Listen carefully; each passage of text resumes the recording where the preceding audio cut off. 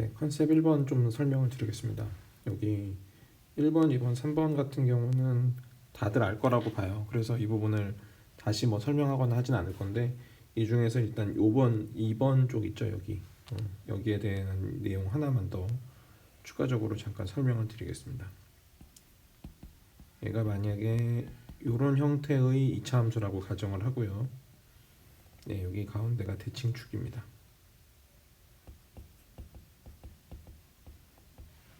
그러면 여기에 함수값이 있을 거고요.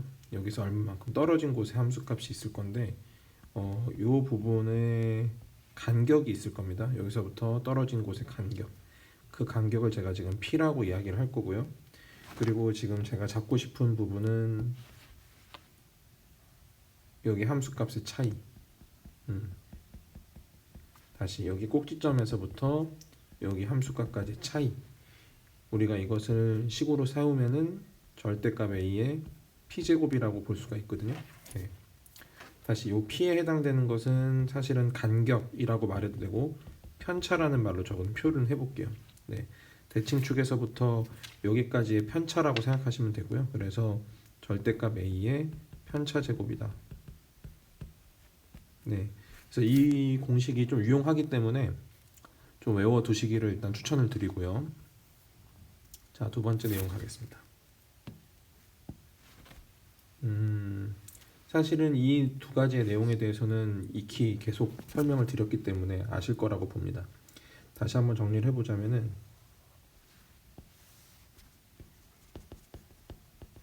이렇게 있어요.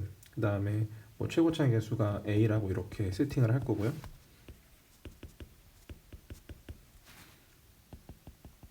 기본적인 아이디어는 이거죠. 두근의 여기 교점의 x좌표를 알파랑 베타라고 했을 때 결국에 fx는 mx 플러스 n이라는 방정식에 두 근이 알파랑 베타로서 작용을 한다. 그래서 이 방정식이 이렇게 인수분해가 돼야 되기 때문에 결국에 저기 fx-mx-n이라는 식은 최고차의 개수가 a가 되고요. 이런 방식으로 인수분해가 될 것이다. 그래서 최종적으로 fx는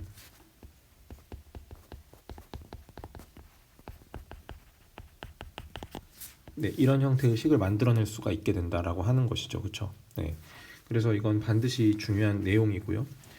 또 하나를 보자면은 만약에 우리가 이렇게 접하는 경우에 대해서도 이야기를 한 거죠. 하나는 똑같이 y는 fx고 y는 mx 플러스 n인 거고요.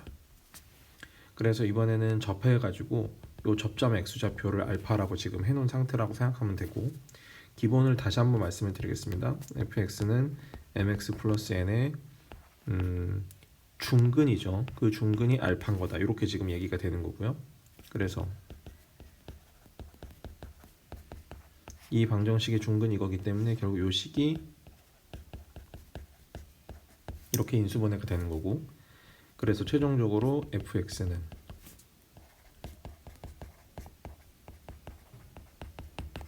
네, 이런 식으로 표기가 된다라고 하는 겁니다. 그죠? 자, 그러면 일단 요 두 가지의 내용에 대해서 일단 가지고 조금 더 추가할 내용이 있기 때문에 잠깐 더 설명을 한번 드려볼게요. 제가 지금 설명드리고 싶은 부분은 결국에 뭐냐면은 나머지 정리와의 연계에 대해서 좀 다시 한번 소개를 해드리고 싶은 거죠. 자, 요 식을 가만히 한번 뜯어보시죠. 가만히 뜯어보시면 현재 여기가 2차식입니다. 그쵸? 근데 얘를 누구로 나눴냐면은 요걸로 나눴다고 생각을 해보시는 거죠. 그죠? 만약에 이 2차식으로 나눴습니다. 그러면 이 A가 자연스럽게 몫이 되겠고요. 그리고 여기가 뭐가 되는 겁니까? 나머지가 되는 거죠. 다시 한번 볼까요? 자, 이 fx라는 식을 요 식으로 나눴을 때의 뭐가 되는 거다? 요 부분이 나머지가 되는 건데, 그 나머지의 정체가 뭐냐면 사실은 알파, f 알파와 베타, f 베타를 지나가는 직선인 거다라고 생각하시면 되는 거죠. 자, 이걸 어떻게 이해할 수 있냐면 fx를 만약에 x-알파와 x-베타로 이렇게 2차식으로 나눴다고 생각을 해보시는 겁니다. 그럼 여기에 몫이 qx가 있겠고 여기에 나머지가 Rx라고 제가 표기를 해볼게요. 현재 얘가 2차식이기 때문에 나누는 식이 얘가 이 Rx가 1차 이하가 될 거고요. 1차 이하기 때문에 기본적인 그 그림은 직선의 형태로 발생하게 된다는 거죠. 그럼 얘는 직선인데 어떠한 직선인가를 생각을 해봅시다. 기본적으로 이 식은요, 좌변과 우변이 같기 때문에 항등식이죠. 항등식이니까 동일한 값을 대입할 수가 있게 되는 거고, x에다가 알파를 대입한다, 혹은 x에다가 베타를 대입한다 라고 봤을 때 f 알파 값이 이 부분에 집어넣으면 0이 되기 때문에 사라지면서 그게 r 알파, 다시 여기는 f 베타가 r 베타 같은 논리가 되는 거죠. 그러니까 한마디로 얘는 알파, r 알파를 지나고 알파, r 베타, 베타, r 베타를 지나는 그런 직선이 되는 겁니다. 이 두 점을 지나는 직선인 거죠. 근데 방금 보셨다시피 이 r 알파가 누구랑 똑같다는 거야? f 알파랑 똑같은 거고, 얘가 누구랑 똑같다는 거다? f 베타랑 똑같다는 거다. 뭐 이런 논리가 이제 만들어지게 됩니다. 그러면 예를 들어서 제가 y는 fx가 이런 식으로 생겼다라고 칠게요. 이런 식으로 생겼다고 치면 제가 만약에 얘를 x-1과 x-2로 나눴을 때의 나머지에 대해서 생각을 한번 해보자면, 그 나머지는 자연스럽게 뭐가 되는 거냐면은 여기를 예를 들어서 1이라고 보고 여기를 만약에 2라고 본다면 1,f1을 지나고요, 다시 2,f1을 지나는 이러한 직선의 형태가 될 수밖에는 없다라는 것이고, 이 부분에 해당되는 게 사실은 우리가 찾아 헤맸던 이 나머지랑 같은 거다라는 얘기를 하고 싶은 겁니다. 지금 이해하시겠습니까? 지금 네, 그렇게 지금 보실 수가 있는 거고요. 자, 그러면 여기 경우에 대해서도 한번 얘기해 볼게요. 여기 중근으로 나눴을 때, 그쵸? 요거에 대해서도 보겠습니다. 똑같은 논리죠. 자, 얘를 누구로 나눴을 때, 얘로 나눴을 때의 얘가 몫이고 얘가 나머지가 되는데, 이 나머지가 사실은 이거라는 거죠. 어떻게 된 겁니까? 접선은 접선이 생겼다 이런 얘기죠. 어떤 접선이냐면은 알파, f 알파를 접점으로 갖는, 그죠? 여기가 중근인 경우에는 알파, f 알파를 접점으로 갖는 접선이 된다라고 하는 겁니다. 다시 요 나머지가 알파, f 알파를 접점으로 갖는 접선이 생긴다. 이 정도로 이해할 수가 있다라는 거지 지금. 그래서 만약에 비슷한 얘기를 좀만 더 추가해 보자면,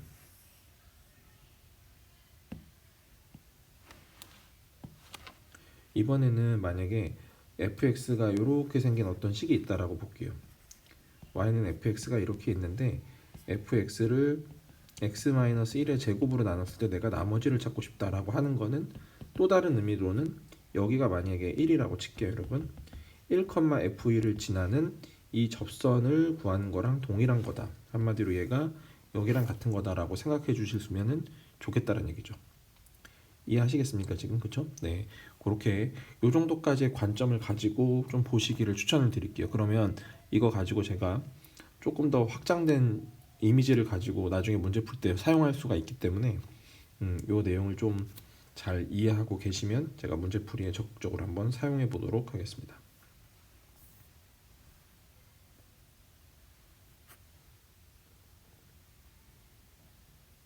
자, 2차 방정식의 근해 분리에 대해서 잠깐 이야기를 해드릴게요. 이것도 설명을 많이 이미 드린 부분입니다. 그쵸? 근해 분리 관점으로 접근할 때가 있고, 여기 관점 2도 제가 써놨습니다. 방정식 한 개를 함수 두 개로 분리해서 교점의 x좌표가 특정 구간에서 나올 수 있도록 하는 접근법도 가능하다. 사실은 관점 1과 관점 2가 다른 게 아니에요. 똑같은 겁니다. 근데 이 근해 분리 관점은 한쪽을 2차식으로 몰아놓고 무조건 여기를 0으로 세팅한다라는 이런 특징이 있죠. 그러니까 한마디로 이제 x축과 2차 함수 이런 관계 중심으로 좀 가는 거라면, 얘는 꼭 여기가 2차식이 되고 반대쪽이 꼭 숫자일 필요가 없어요. 대부분은 뭐 숫자도 괜찮지만은 아니면은 1차식 정도도 괜찮습니다. 네, 그러면은 기본적으로 이 형태들은 직선의 형태가 되겠죠. 그렇죠? 네. 그래서 한쪽을 이렇게 2차식으로 하고 반대쪽을 이렇게 직선으로 해가지고 교점이 어떤 특정 구간에서 생길 수 있도록 한다라고 하는 게 이 관점입니다. 그러니까 사실은 관점 1과 관점 2가 다른 게 아니고 어떻게 보면 더 넓은 범위다. 관점 2가 조금 더 넓은 접근법이다. 이렇게 생각을 하시면 더 좋을 것 같아요. 네. 물론 둘 다 장단점이 있기 때문에 제가 두 가지 관점을 다 한번 소개를 해드려 볼게요. 자, 여기 아래에 있는 노트를 좀 보겠습니다. 노트 2 보기 전에 관점 1은 일단 어떻게 되는 거냐. 2차 방정식 근해 분리 관점으로 접근한다는 거는 이 2차식을 상황에 맞는 그래프를 먼저 그리셔야 돼요. 그쵸? 그래프 개형을 먼저 그려주고 그 다음에 그런 그래프가 나오기 위해서 조건식들을 찾는다라고 제가 써놨는데 대표적으로는 판별식, 그 다음에 경계값의 함수값의 부호, 이게 제일 중요하죠. 이거는 무조건 쓰이는 거니까. 그 다음에 대칭축과 경계값 간의 대소관계 비교, 뭐 이런 것들이 있습니다. 여기 1번, 2번, 3번이 다 쓰이는 경우도 있고요. 아니면은 2번만 쓰이는 경우도 꽤 많습니다. 네, 그거는 이제 어떻게 문제가 나오냐에 따라서 저기서 몇 개의 식을 써야 되는지는 다 달라지기 때문에 그렇게 보시면 되고, 그러면 나온 조건식들을 이제 동시에 만족시키는 공통 부분을 구한다. 이제 이런 느낌으로 가는 거죠. 자, 여기 아래에 있는 요 노트의 문제를 가지고 이야기를 해보겠습니다. 자, 첫 번째 관점 1. 관점 1은 근해 분리의 관점으로서 그냥 한쪽을 0으로 만들어 놓고 이 상태 그대로 하겠다는 얘기죠. 자, 여러분 그러면 여기서는 얘가 이제 2차 함수가 될 거고 여기가 이제 x축이 되겠죠. 그럼 이제 x축이 이렇게 깔리게 되고 한 근은 2보다 크고 다른 근은 1과 2 사이. 그러니까 1과 2 사이에서 근이 하나 발생하고 2보다 커야 된다. 그럼 그 상황에 맞는 그래프를 그려보면은 이런 식의 그래프가 생기게 될 겁니다. 제가 이걸 y는 fx라고 둘 거고 얘는 x제곱 마이너스 kx 플러스 4인 거죠. 그쵸? 네, 그러면 이러한 그림이 만들어지기 위한 조건식들을 이제 써봐야 된다는 거지. 여러분 그러면 이런 조건식이 만약에 이런 그림이 만들어지기 위해서는 조건식이 뭐가 필요할까? 100% 필요한 거는 경계값입니다. 여기서 제가 말하는 경계값은 1과 2가 경계가 되죠. 그렇죠? 그래서 경계값이 될 거고 f1이 0보다 크다라는 거 확인되시고요. f2가 0보다 작다라는 거 확인되실 겁니다. f2가 0보다 작고요. f1은 0보다 크게 되죠. 그래서 얘가 과연 0보다 큰지 작은지 이런 것들이 일단 기본적으로 표현이 되어 있어야 됩니다. 그래서 경계값에 대한 식들은 좀 작성을 해봤고 그 다음에 우리가 판별식에 대해서 고민해 볼 필요가 있는데요. 자, 판별식 결과적으로 보면 이 그림에서는 필요가 없습니다. 그 이유는 뭐냐면 지금 이 함수 자체가 x제곱의 개수가 양수이기 때문에 아래로 볼록이에요. 그리고 f의 2에 해당되는 값이 0보다 작은 겁니다. 그럼 예를 들어서 여기가 2가 있는데 0보다 작고 얘가 아래로 볼록합니다. 그러면 여러분 만약에 우리 그래프를 그리면은 무조건 이런 식으로 그래프가 생기죠. 그 말은 뭐냐면 여기에서 근이 하나 생기고 여기에서 근이 생긴다라고 하는 거. 그러니까 f2가 0보다 작다라는 이 표현이 이미 판별식이 0보다 크다라는 것을 이미 다 포함하는 식이다라고 생각하시면 되는 거고, 아시겠죠? 그래서 이 식으로만 가지고 가면 이 식은 굳이 쓸 필요가 없다. 이 상황에서는 어차피 동시에 만족하는 거니까. 아시겠죠? 그래서 요거를 가지고 그냥 식을 세워주시면 된다. 판별식은 쓸 필요가 없다라는 것이고요. 그 다음에 대칭축도 여기서 뚜렷이 쓸 수가 없어요. 예를 들어서 뭐 여기가 만약에 2가 있고 여기가 지금 1이 있는데 뭐 이런 식으로 들어가는지 아니면 뭐 이런 식으로 들어가는지 알 방법이 없지 않습니까? 그죠? 그러니까 다시 볼게요. 일단 1과 2 사이가 그 다음에 2보다 크다 이렇게 됐기 때문에 이런 식으로 그림이 들어갈 수도 있고 아니면은 얘가 이렇게 들어가서 이렇게 들어가게 되면은 대칭축이 이번에 2보다 작을 수도 있고 2보다 클 수도 있기 때문에 그건 정확하게 알 수가 없는 영역이죠. 그렇죠? 그래서 여기서도 대칭축은 굳이 쓰실 필요가 없습니다. 그래서 이 글이 요거 식이면은 충분하다라는 얘기고요. 그래서 F1 먼저 가볼게요.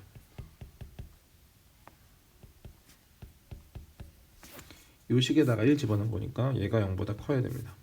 F2 이렇게 돼야 되죠. 해서 정리해보면 K는 5보다는 작아야 되죠. 그쵸? 그리고 4보다는 어떻게 돼야 돼? 커야 된다. 일단 이렇게 나오게 되겠지. 자, 이게 이제 관점 1의 이야기입니다. 자, 이번에는 관점 2로 한번 볼게요.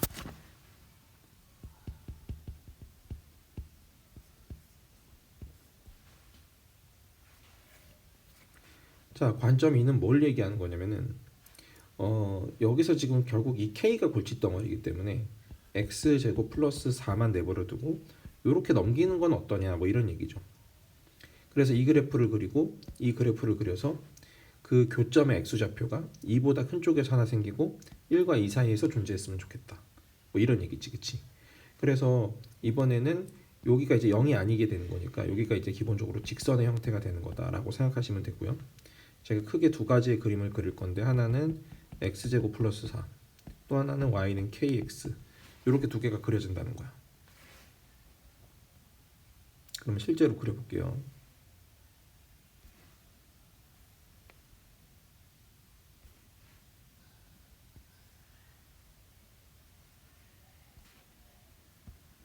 이런 식으로 있습니다. 자, 이 직선을 그릴 텐데 이 직선은 k 값에 따라서 계속 움직입니다. 그렇죠? k 값에 따라서 계속 기울기가 달라지고 있지만 확실하게 지나가는 정점이라는 게 있어요. 0,0. k 값이 아무리 달라져도 0,0을 지나는 것만큼은 달라지지 않는다는 얘기죠. 그래서 그 정점을 여기다가 제가 표시를 좀 할 거고요. 그리고 기준선이 굉장히 중요한데 그 기준선은 언제나 접선이라고 생각하시면 되겠습니다. 네, 기준선은 접선이다. 그러면 제가 여기서 접선을 한번 그려볼 건데요. 그 접선이라고 하는 게 여기서는 이쪽으로 이렇게 그려지겠죠. 네. 물론 반대쪽에서도 그릴 수 있지만 어차피 제가 볼 부분은 이보다 크고 1과 2 사이인 거니까 양수 쪽이니까 이쪽에 대한 접선만 그리시면 충분할 것 같고, 여러분 그럼 여기서 이제 접선이 나왔다는 얘기는 한마디로 중근을 갖는다, 다른 말로 판별식이 0이다 뭐 이런 얘기가 되기 때문에 우리가 원래 있는 이 식의 입장에서 보시면 얘가 중근을 가지면 된다는 얘기거든요. 그러니까 결국 k에 해당되는 게 4거나 마이너스 4거나 뭐 이런 식으로 일단 돼야 되고, 여기는 기울기가 눈에 봐도 기울기가 플러스 아닙니까? 그러니까 여기서는 k 값이 4인 거다. 그래서 여기는 y는 4x다 뭐 이런 식으로 생각하실 수가 있고요. 그러면 접선을 그렸기 때문에 접점도 일단 표기가 돼야 되는데 그 접점이라고 하는 거는 여기에 4가 들어갔기 때문에 x제곱에 마이너스 4x 플러스 4, 그러니까 x 마이너스 2의 제곱이 되면서 그 점점의 x좌표 자체가 2가 된다는 것까지 확인하실 수가 있다는 얘기죠. 얘를 기준으로 보고 그 다음에 이 문제를 풀어주셔야 돼요.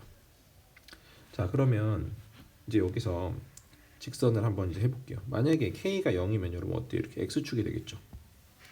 k가 0보다 살짝 커지면 이런 식으로 갑니다. 그쵸? 그럼 이런 식으로 쭉 가게 될 건데 계속 커지다 보면 아직까지는 교점이 안 생기죠. 그럼 어느 순간 처음으로 교점이 생기냐면은 기울기가 4일 때, k 값이 4일 때 처음으로 교점이 생기고 그 교점의 x좌표가 얼마가 된 거다? 2가 된 거다 이런 얘기입니다.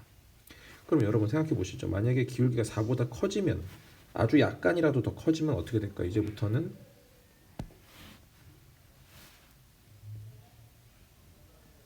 이런 식으로 생기면서 교점이 2보다 작은 쪽에서 하나 생기고 2보다 큰 쪽에서 하나가 생기게 되는 상황이 생길 겁니다. 그렇죠? 네.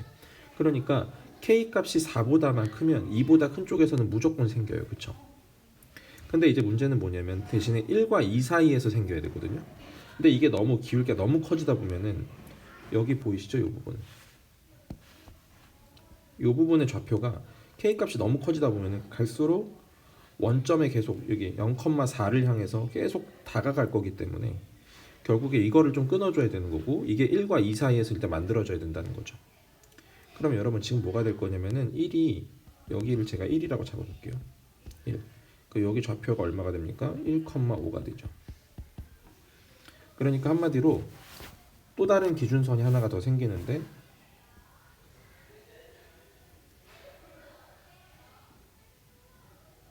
네, 요 순간. 그러니까 이 순간 사이에 있어야 되는 겁니다. 그러니까 직선이 이거는 이제 1,5니까 기울기가 얼마가 될까요? 5가 되겠죠. 그러니까 y는 5x가 됩니다. 그러니까 이 노란색 직선이 어디 있어야 되냐면은 요 빨간색 직선과 파란색 사이의 직선을 왔다 갔다 해줘야 교점이 1과 2 사이에서 생기고 그 다음에 2보다 큰 쪽에서도 하나 생긴다. 일단 이렇게 말할 수가 있다라는 거죠. 지금 무슨 말인지 아시겠죠? 그래서 최종적으로 여기에서 만들어진 k 값은 4보다는 커야 되죠. 기울기가 4인 게 있었으니까. 그리고 누구보다는 작아야 된다. 5보다는 작아야 된다. 네, 이런 논리가 만들어진다는 겁니다. 자, 그럼 보시면 여러분 어떠세요? 일단은 관점 1과 관점 2에 비해서 관점 1이 여기 이 문제에 대해서는 훨씬 더 쉽다라는 게 느껴지실 거야. 근데 그럼 만약에 언제나 관점 1이 쉽다고 하면은 제가 관점 1을 말씀드릴 이유가 전혀 없습니다. 저도 쉬운 걸 좋아하니까요. 근데 어떤 문제를 풀 때는 관점 1만 가지고 푸는 게 더 어려울 때가 있어. 관점 2를 써야 하는 상황이 올 때가 있단 말이죠. 그래서 그 상황에 대해서 좀 소개를 해드릴 거고요. 한번 끊었다가 다시 설명을 드리도록 하겠습니다.